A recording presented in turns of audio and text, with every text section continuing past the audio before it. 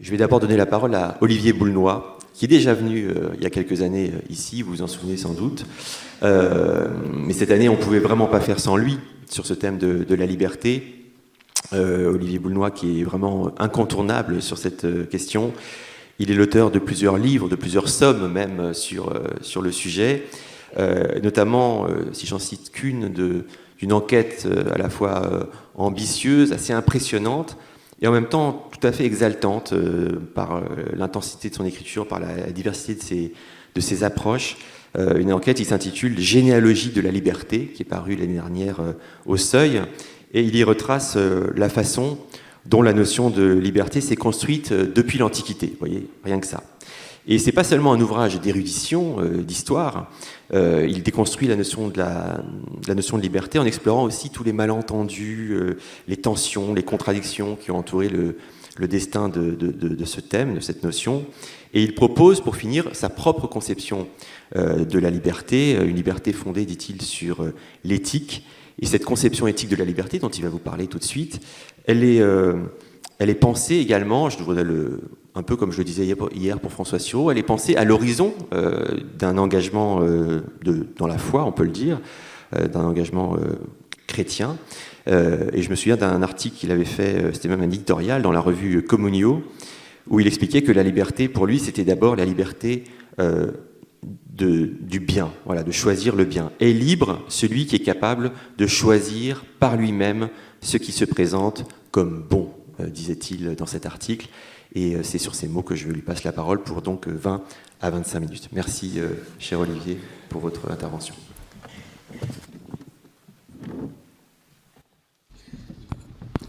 Merci beaucoup. Vous m'entendez bien dans le fond, là, c'est bien? Oui? Merci beaucoup pour cette présentation extrêmement généreuse et amicale. Mon sujet est tout simplement qu'est-ce que la liberté? La notion est si disputée que les philosophes ont du mal à s'accorder sur une définition. Est-ce le pouvoir d'agir sans contrainte? Est-ce la capacité de décider pour soi-même? Est-ce le pouvoir de faire ce qui nous semble bon? Cette définition est pourtant décisive, car si la liberté est une puissance indéterminée d'agir, les obligations imposées par la société seront des limites à ma liberté. Tandis que si je définis la liberté comme, par exemple, un accord avec le bien commun, avec les lois ou avec les principes moraux, eh bien ces lois et ces principes moraux feront partie de la définition de la liberté. J'essaierai donc de partir de la définition la plus générale possible. La liberté, c'est le pouvoir de faire ce qu'on veut. Cette définition remonte à Ambroise de Milan.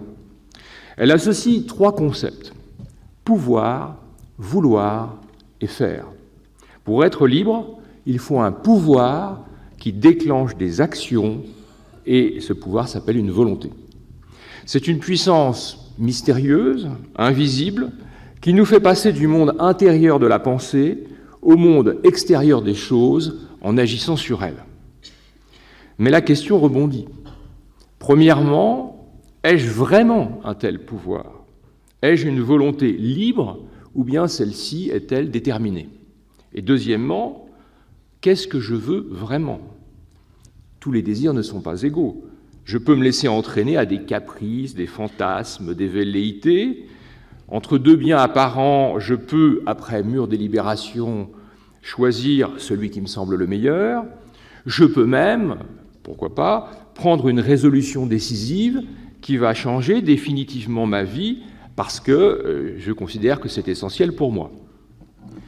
Ces deux dimensions du problème constituent deux sens de la liberté, qu'Augustin appelait le libre arbitre d'un côté et la vraie liberté de l'autre.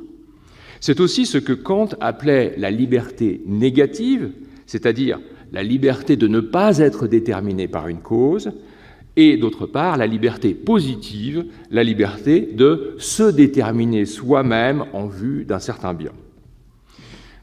J'ai récemment examiné ces deux dimensions, comme cela vient d'être rappelé dans l'ouvrage « La généalogie de la liberté ». J'en tire un double message, une mauvaise nouvelle et une bonne nouvelle. Alors, qu'est-ce que vous préférez?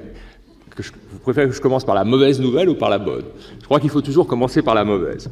Donc, la mauvaise nouvelle, c'est que l'ancienne manière de poser la question de la liberté, dans laquelle nous avons grandi, la question du déterminisme, cette question doit être abandonnée. Ce sera ma première partie. La bonne nouvelle, c'est que la véritable question est, quelles que soient les conditions qui m'affectent, puis-je arriver personnellement à une forme de libération? Et, suite de la bonne nouvelle, c'est qu'ici, la réponse est oui. Une libération est possible, et ce sera ma deuxième partie. Donc, première partie, la mauvaise nouvelle. Commençons donc par ce message de deuil, si vous voulez. Nous devons abandonner nos habitudes de pensée et déconstruire, délaisser la question du déterminisme. Cette question est pourtant une question métaphysique très ancienne, hein, mais elle s'est avérée insoluble. Elle a été construite par Alexandre d'Aphrodise, qui n'est peut-être pas un philosophe que vous lisez tous les matins, mais c'est un philosophe du début du IIIe siècle de notre ère. Alexandre est un aristotélicien qui philosophe environné de stoïciens. Or, dans l'Éthique à Nicomaque, Aristote définissait deux manières d'imputer les actions, et il extrapolait à partir du droit athénien. À Athènes, l'opposition entre le plein gré et le malgré soi renvoyait à deux types de jugements possibles. Le phonos ekousios, le meurtre de plein gré, était punissable, tandis que le phonos akousios, le meurtre malgré soi, était excusable. Aristote généralise. Seules les actions accomplies de plein gré sont dignes d'éloge et de blâme, par opposition aux actions accomplies malgré soi, sous la contrainte ou sous l'ignorance, des choses dont nous ne sommes pas responsables. Mais Aristote ne dit rien sur les dispositions intérieures de l'agent. Il ne dit notamment pas que l'agent doit avoir la puissance d'agir autrement pour être responsable. Pourtant, à l'époque d'Alexandre d'Aphrodise, la problématique dominante est celle des stoïciens. Pour les stoïciens, tout est nécessaire, tout est soumis au destin, mais la valeur de nos actions se mesure à notre capacité à donner ou non notre assentiment à ces actions, à nos représentations plutôt, puis à provoquer les actions. Donc, bien que nos actions soient déterminées par l'ordre du monde, l'assentiment a une fonction éthique essentielle pour les stoïciens. Or, pour défendre l'éthique aristotélicienne, la distinction entre le plein gré et le malgré soi, Alexandre d'Aphrodise reprend cette idée aux stoïciens, l'idée d'un principe centralisé d'assentiment, mais il en fait une puissance libre, c'est-à-dire capable de choisir à tout instant une action ou son contraire, et même de se déterminer à agir ou ne pas agir. Donc il définit une faculté de l'âme qui dispose d'elle-même, l'autexousia en grec, ce qui a été traduit en latin par liberum arbitrium, libre arbitre.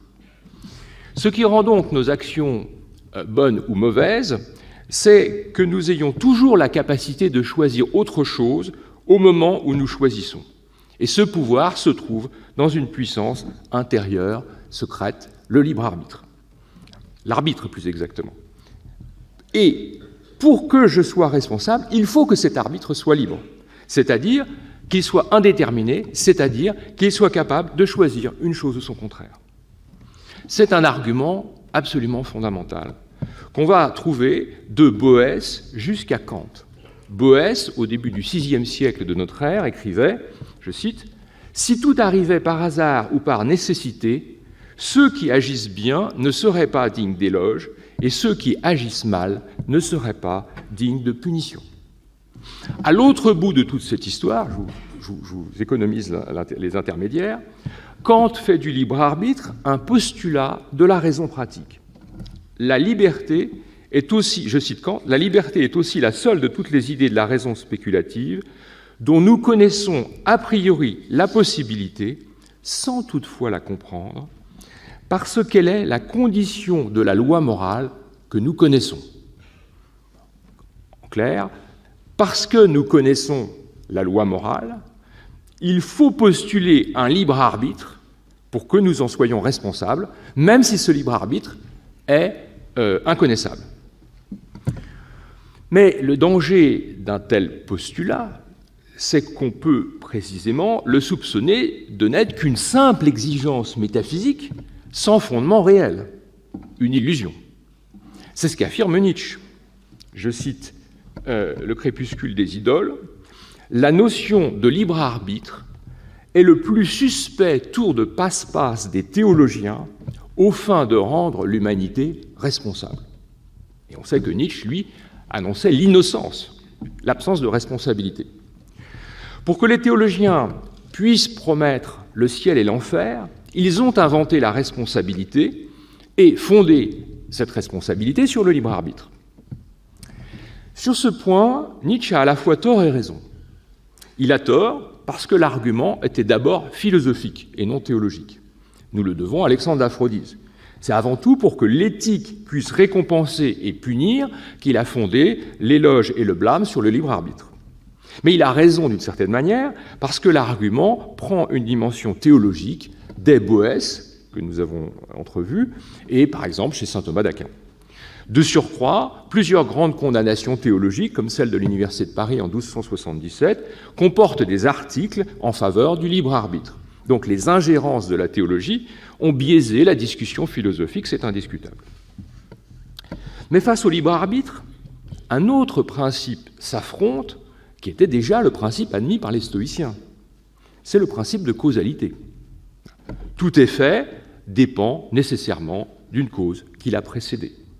Si on l'interprète, le principe de causalité, de manière déterministe, ce principe signifie que toute cause produit nécessairement son effet, donc que tout événement est nécessaire, mais alors mes désirs, mes représentations sont causés nécessairement, donc ils sont nécessaires, je dépends nécessairement de mes habitudes, et mon choix est nécessaire. Pour prétendre qu'il existe un libre arbitre, il faudrait que, mystérieusement, il y ait un principe en moi qui fasse exception à l'ordre du monde. Ainsi, dans l'histoire de la métaphysique, d'Alexandre d'Aphrodise jusqu'à Kant, deux grands principes s'affrontent. D'une part, le principe de causalité, selon lequel tout est déterminé par des causes, de l'autre, l'exigence que le choix soit indéterminé pour être responsable. Cela donne lieu, comme le remarque Kant dans un passage célèbre, à une antinomie de la raison pure. Comme toutes les antinomies de la raison pure, c'est une contradiction qui est inévitable, à laquelle notre esprit est nécessairement appelé, mais qui est aussi insoluble. Cependant, pour une analyse généalogique, comme celle que je m'efforce de conduire, si la question est insoluble, c'est peut-être parce qu'elle était une pure construction métaphysique. La preuve en est que les mêmes phénomènes peuvent être interprétés des deux façons. Par exemple, pour démontrer que nous ne faisons pas nécessairement ce que nos représentations nous présentent comme le meilleur, Alexandre d'Aphrodise remarque, je cite le Traité du Destin, paragraphe 29. « Il pourrait parfois paraître raisonnable à l'homme sensé, pour montrer la liberté de ses actes, de ne pas faire une fois ce qu'on dit être choisi par lui raisonnablement. Par exemple, si un devin lui a prédit qu'il ferait cela nécessairement. Et si un devin vous prédit demain tu feras ceci, il suffit de faire le contraire pour prouver qu'on est libre, dans le raisonnement d'Alexandre d'Aphrodise. Donc pour prouver que je suis libre, voilà, il suffit que je fasse le contraire de ce que le destin me détermine à faire. Donc nous pouvons choisir de ne pas faire ce que nos désirs et nos représentations nous entraîneraient nécessairement à choisir, précisément pour prouver notre liberté. Même si ce n'est plus le meilleur, nous sommes un peu comme un joueur d'échecs qui évite un coup trop évident pour déjouer les prévisions de son adversaire. Mais si l'on y réfléchit bien, cet argument est parfaitement réversible. Car on peut encore expliquer ce second comportement d'une manière déterministe. Si le joueur d'échecs joue ce qui paraissait en première analyse un coup moins bon, c'est parce que son analyse, sa réflexion, a intégré la première manière de déstabiliser la meilleure manière de déstabiliser l'adversaire, donc parce qu'en seconde analyse, c'était encore le meilleur coup à faire. Autrement dit, même lorsqu'un agent veut agir par caprice pour prouver son libre arbitre, il reste soumis à une détermination, celle du caprice en question. Tirons-en les conséquences. Si le même comportement est susceptible d'une double interprétation, l'une indéterministe, l'autre déterministe, c'est parce que aucune des deux n'est pertinente. L'interprétation métaphysique de mon action en termes de déterminisme ou d'indéterminisme est une grille d'analyse de la responsabilité dont nous devons nous débarrasser. En éthique, ce qui importe n'est pas de savoir si mon choix était nécessaire ou contingent, mais si l'action que j'ai accomplie était bonne ou mauvaise. Il nous faut donc dépasser cette antinomie, détruire cette histoire et revenir à l'Aristote authentique, d'avant Alexandre d'Aphrodise. Car pour l'Aristote authentique, il est à la fois vrai que nos actions nous sont imputables et que nous ferons nécessairement ce à quoi nous entraîne le désir le plus fort.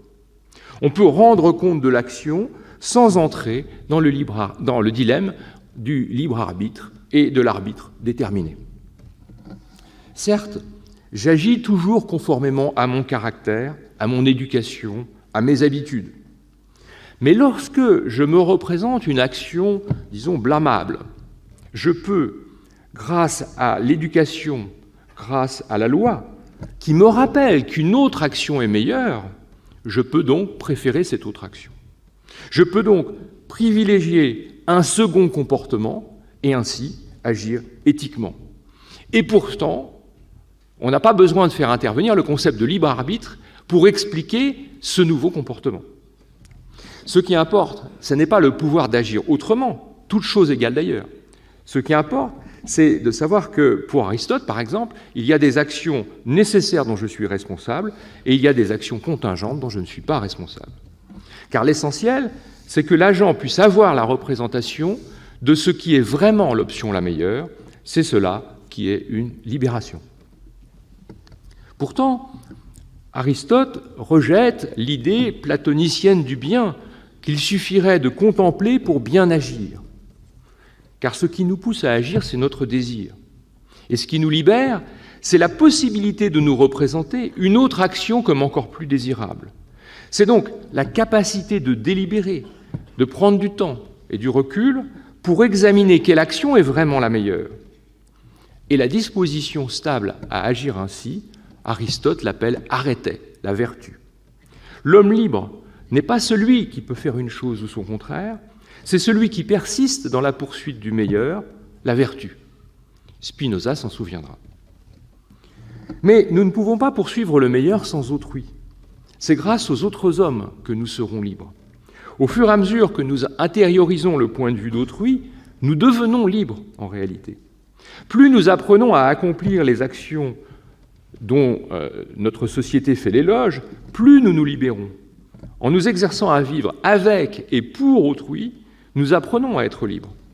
Donc ce n'est pas la liberté qui fonde l'éthique, c'est l'éthique qui fonde la liberté. J'en viens à mon second point. S'il nous faut détruire la question métaphysique que Kant associait à la liberté négative, c'est pour revenir au socle éthique, celui de notre capacité d'agir en vue d'un bien, ce que Kant appelait la liberté positive. Ici, il nous faut renverser ce que disait Rousseau. L'homme est né libre et partout il est dans les fers. Quelle que soit la validité politique de cette phrase, dont Pierre Manon nous parlera peut-être, quelle que soit donc la validité politique de cette phrase, il nous faut dire au contraire que dans la vie éthique, l'homme naît esclave et peu à peu, il devient libre. L'homme peut se transformer lui-même, et dans le sens d'une libération.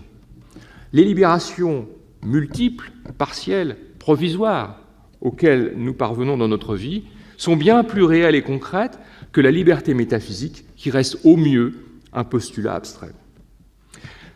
Or, l'expérience primitive et fondamentale de l'homme, c'est l'enfance.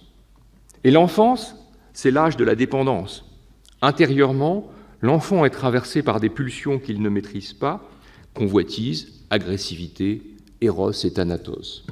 Extérieurement, il est sous le contrôle et la domination de ceux dont il dépend, ses parents, l'éducation, les règles de la société.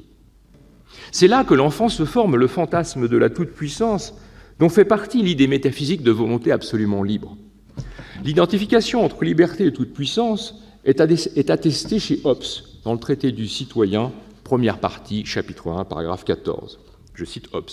« Dans l'état naturel des hommes, une puissance certaine et irrésistible confère le droit de régner et de commander à ceux qui ne peuvent pas résister, à tel point que la toute-puissance, pour cette raison, possède essentiellement et immédiatement le droit de faire toute chose. » Vous voyez, une puissance de vouloir sans aucune résistance, c'est une puissance de tout faire, c'est une toute-puissance.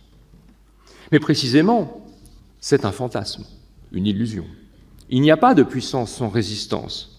C'est pourquoi nous n'avons jamais qu'une puissance partielle et limitée. Chacune de nos actions rencontre des résistances en nous-mêmes et hors de nous-mêmes. Nous ne sommes pas tout puissants, nous sommes peu puissants, toujours partiellement puissants et partiellement impuissants.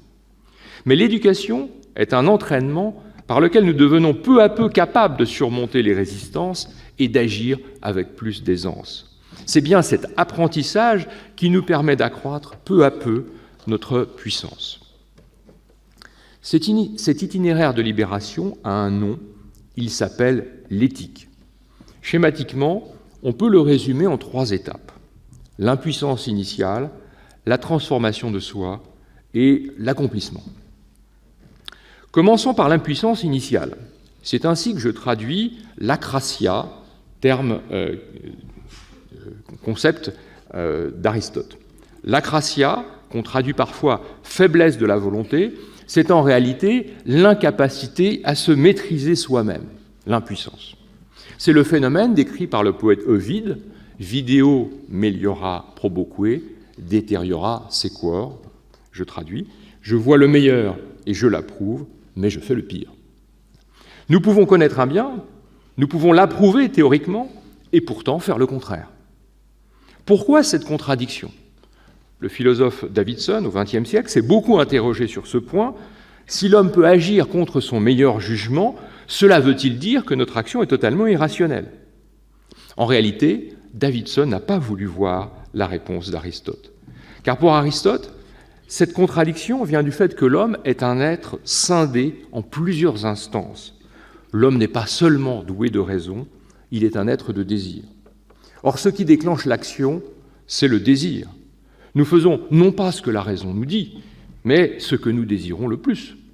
C'est pourquoi, quelle que soit notre conviction rationnelle, le désir peut entraîner la répétition de l'acte.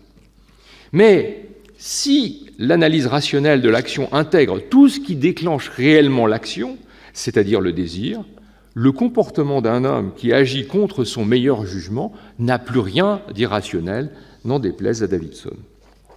Car ce qui est essentiel, c'est que l'agent puisse accomplir ce qui lui est présenté, et ça peut lui être présenté par son désir.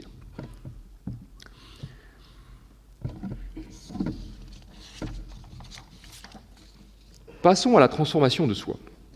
Aristote estime qu'après la phase de conflit où le désir l'emporte sur la raison, l'homme peut passer à une seconde phase qui est encore une phase de conflit, mais où la raison triomphe du désir.